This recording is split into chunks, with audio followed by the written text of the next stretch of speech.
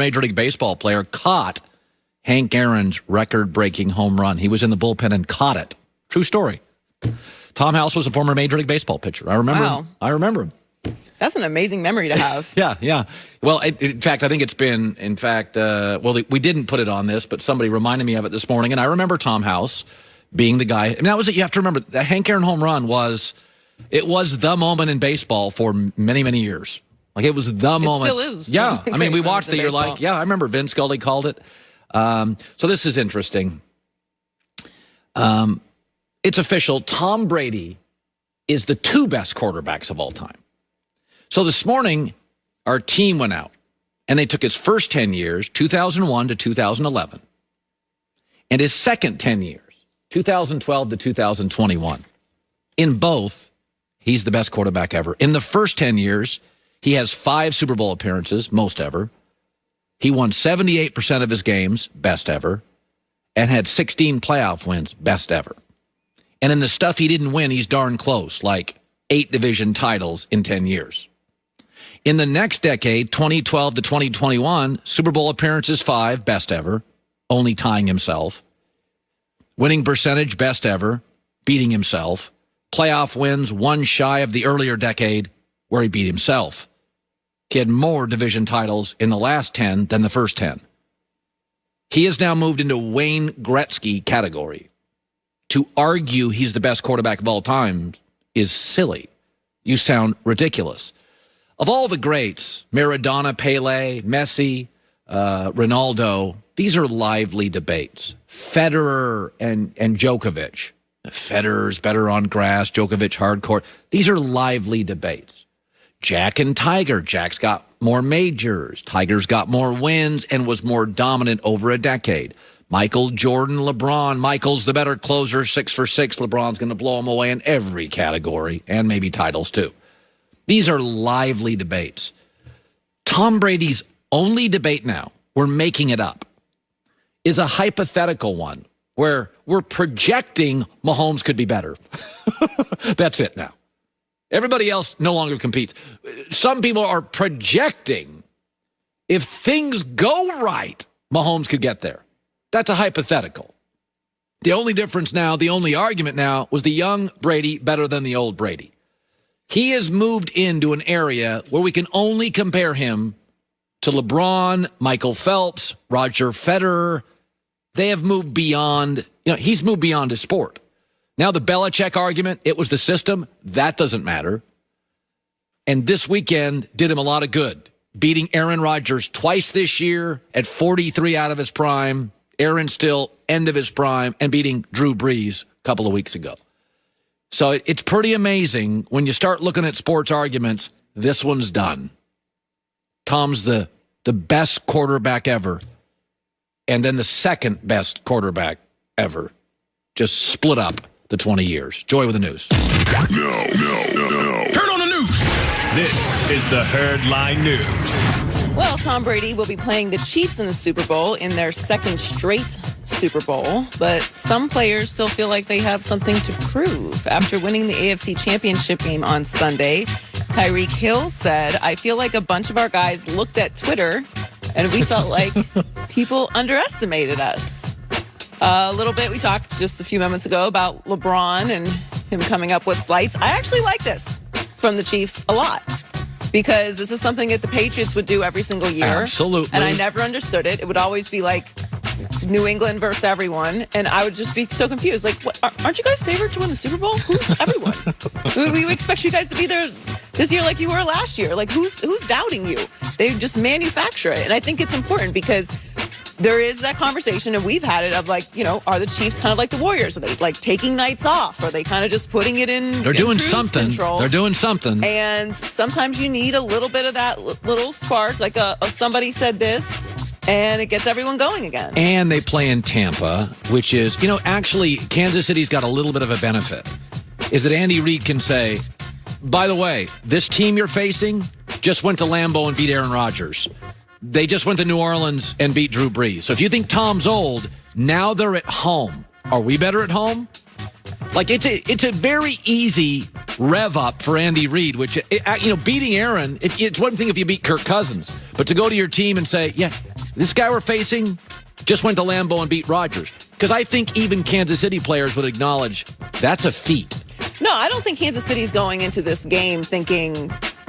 I think they think they're the better team because I think that's what you have to think. But I don't think they're underestimating the Bucs at all. I mean, they shouldn't. It's the Super Bowl. There's a reason why they're there. I'm surprised at the line. I thought it would be 4.5. It's 3. I'm surprised by it. Well, the Chiefs' last playoff loss came to Brady in New England when he beat them in the AFC Championship game 2 years ago. They've only lost 2 games since Week 11 of the 2019 season, and one of those games was against the Chargers in Week 17 when none of their starters played. That's right. So the Chiefs are definitely cruising. It's two different. They've definitely taken 2 different paths, these teams, to get to the Super Bowl. Like, the Chiefs were expected to be there. Some people, very few, expected the Bucs to be here. Yeah. Either way, it's going to be an amazing matchup. Kansas City's won 25 of 26 games, and they're only a 3-point favorite. It feels like that's the side. Kansas City's the side. It's really remarkable. So Josh Allen made a huge jump in his 3rd year and was even in the MVP conversation this season, and he believes that he has proven that the Bills made the right choice when they selected him in the 2018 draft. Proved. That they didn't make a mistake by drafting me going back a few years ago. And I got to continue to go out there and have that same mindset. And I'm just trying to help this team win with whatever and whichever way that I can. We talked about Super Bowl windows, whether they were open, halfway, or closed yesterday. And I agree that I think the Bills' Super Bowl window is still open. However, they don't do what the Packers did and draft Jordan Love in the first round. Make a significant effort with your top picks to supplement what you're already doing, like perhaps a running back. You know, it's interesting. Here's how good California. So this weekend, 3 of the 4 quarterbacks in the games were from California high schools. Think about how good California high schools are. They're so good that Josh Allen was not offered a Pac-12 scholarship. Kawhi Leonard was not offered a Pac-12 scholarship. Aaron Rodgers, out of high school, was not offered a Pac-12 scholarship.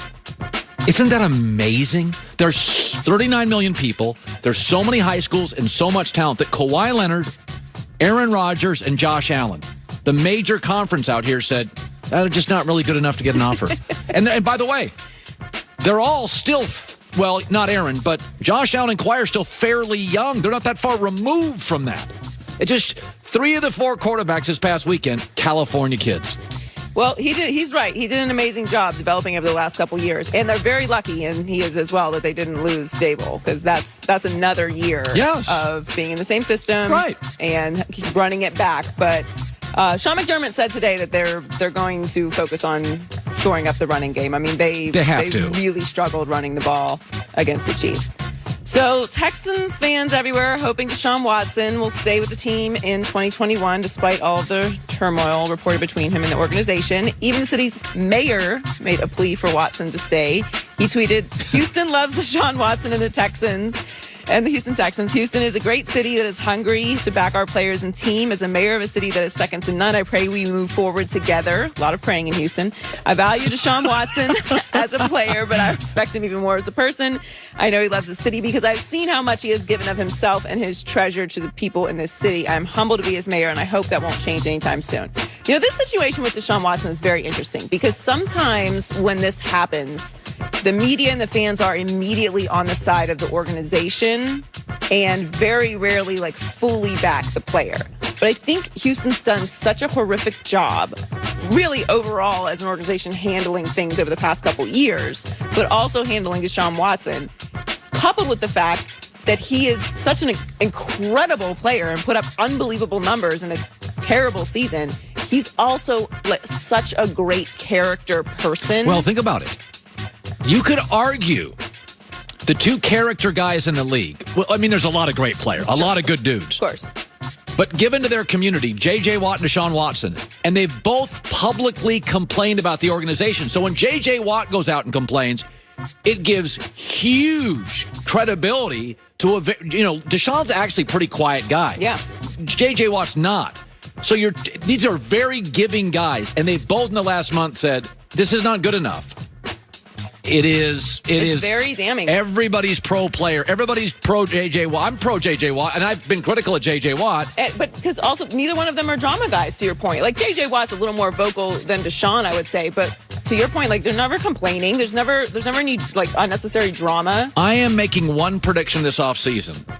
J.J. Watt to the Packers. I still contend it's exactly what they need. He played at Wisconsin, go to a winning culture. I think it's a great fit. I don't think that J.J. Watt or Deshaun Watson are going to be on the team. I think you're right. I think today you're right. And by the way, they'll miss Deshaun more than J.J. Watt. They will. You're never going to get value for Deshaun Watson. But you can't. You couldn't get. I don't know how Nick put it together. You couldn't get 8 first-round picks and to be valuable enough for Deshaun Watson. But you could get Zach Wilson, and if he's as good as they say, it's something. That's the closest thing to value is drafting a quarterback who ends up being really special. I don't know if he's not Deshaun special, but if he's good. Close enough, but I mean, I just don't see how this could ever be salvaged. It's so bad. It is bad. Joy with the news.